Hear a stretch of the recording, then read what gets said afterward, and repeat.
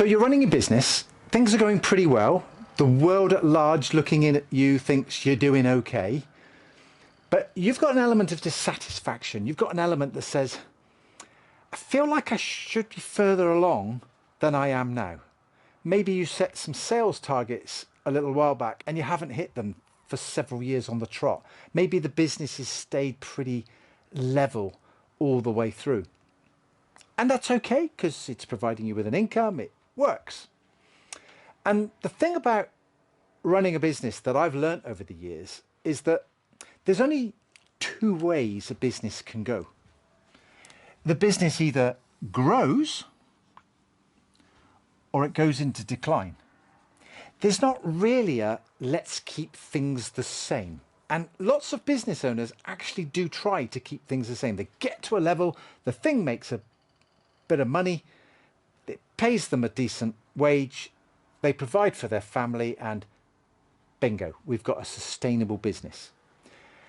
And recently I've been talking to a couple of business owners who are running garages, repairing cars, MOTs, that sort of thing.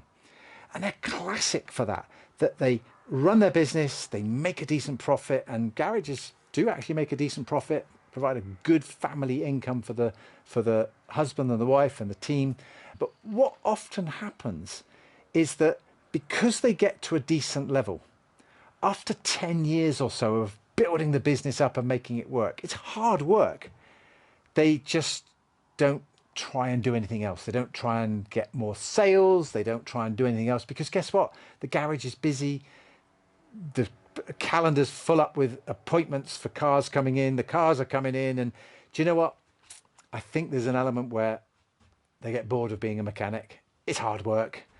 And one engine looks like another engine after a while. It also becomes a bit, right? I know that because I talk to these guys. But they keep going because it provides a good income and a stable base. But actually, when I've looked at the data over a long period of time, and I look at the data, say, over 20 years, and I've got clients that I've acted for that long, on paper, their sales are doing this. Because guess what? Just natural price increases forces that. Even if you don't intentionally add the price onto your customer, the part that you buy from the supplier will force you to charge a bit more to your customer. Your staff will want more wages, so you'll put the wages up. So you'll put your rate up, and everybody puts their rate up. And everybody feels like the business is growing. So, 10 years ago, the business was turning over 250,000, and today it's turning over 650,000. It's gone up. Dum, dum, dum, dum, dum, dum. But what many don't realize, and many refuse to look at, which is interesting, is that the profitability actually goes backwards. And when I say backwards, it doesn't go backwards in the sense that one day they were making 50,000 a year and now they're only making 20.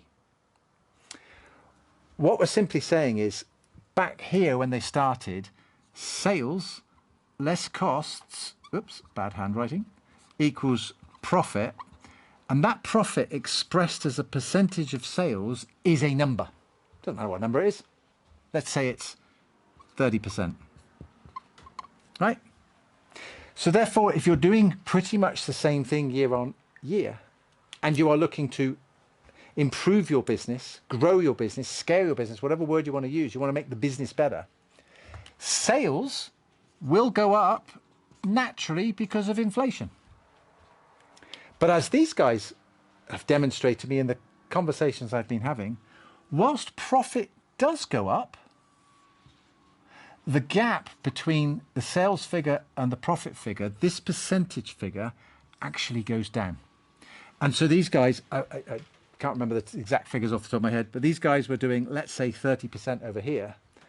But over here, they're doing 20% or even less, or whatever the figure was. There's a drop of 10, 15, 20% in profitability. What does that mean?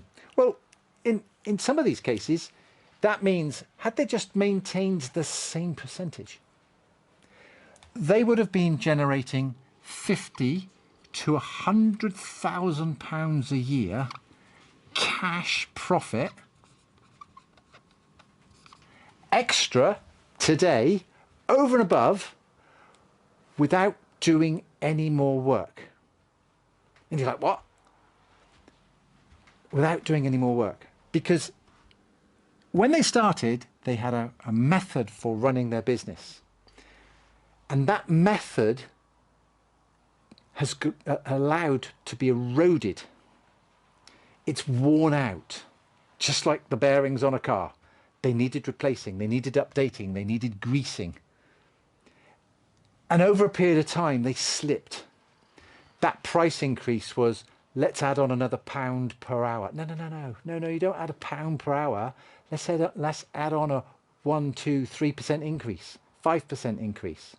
Because that means it's £1.10 per hour back here. But along the journey, £1.10 20 years ago is £2.10 today, or whatever the inflationary rate is. We've got to keep up with the inflationary rate, and the way we do that is with this percentage figure.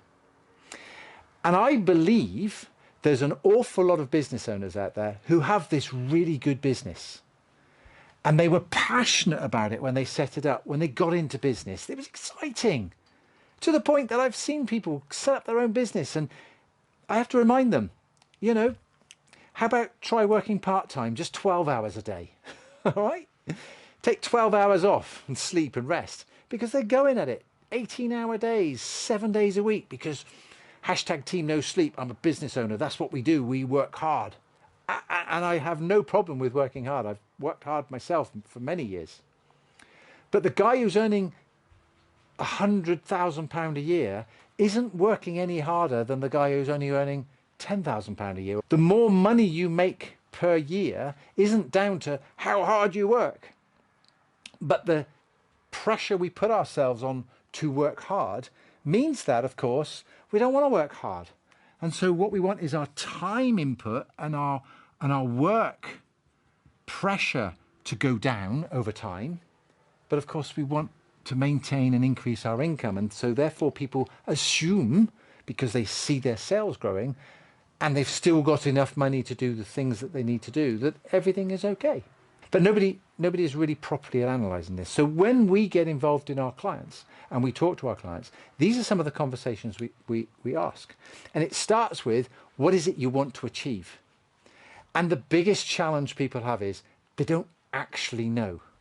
Because the goal back here was to build a business that just bloody worked, that made an income to feed the family. And it did. And then after a period of time, I don't know, 5, 10 years, it started to slip. Ever so slightly in the beginning, and then a bit further. And that business that you once loved and had passion about is now a bit of a thorn in the side. It's a big deep breath when you talk about it. Not always, but these are just some of the symptoms that add to frustration. And then we blame everything else. We blame the economy, we blame our customers, our staff.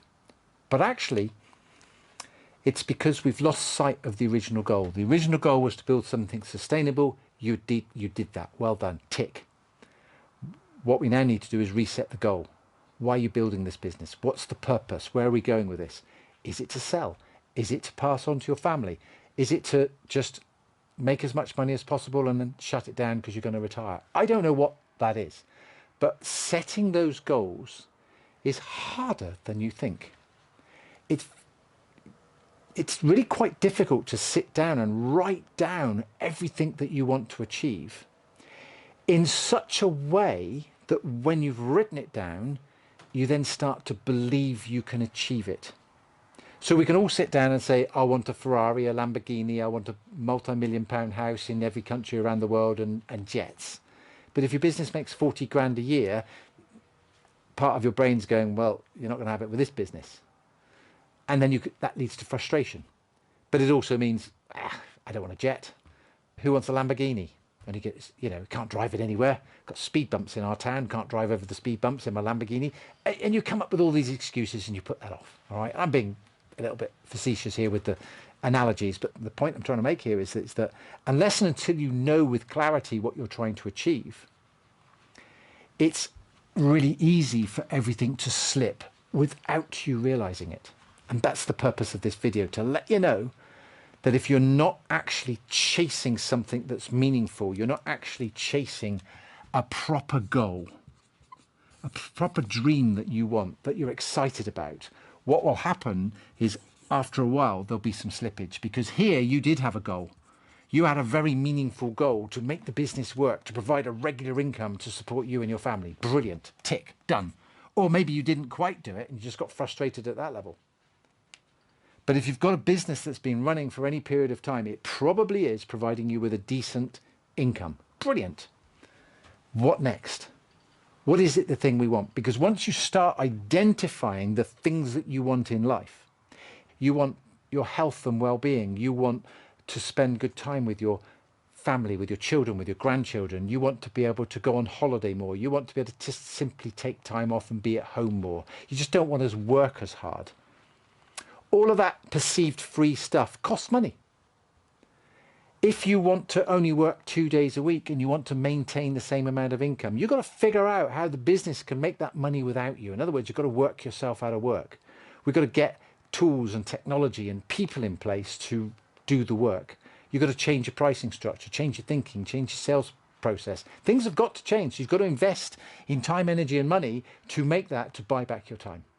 And that's the trick, to buy back your time, because the goals that you want to achieve will require often your business to be more than just sustainable, but actually continuing to grow without you. And then the ultimate is to have the business running completely without you, because then you've got choices. You can sell it, you can let it run and just let it pay you an income for the rest of your days if you can achieve that.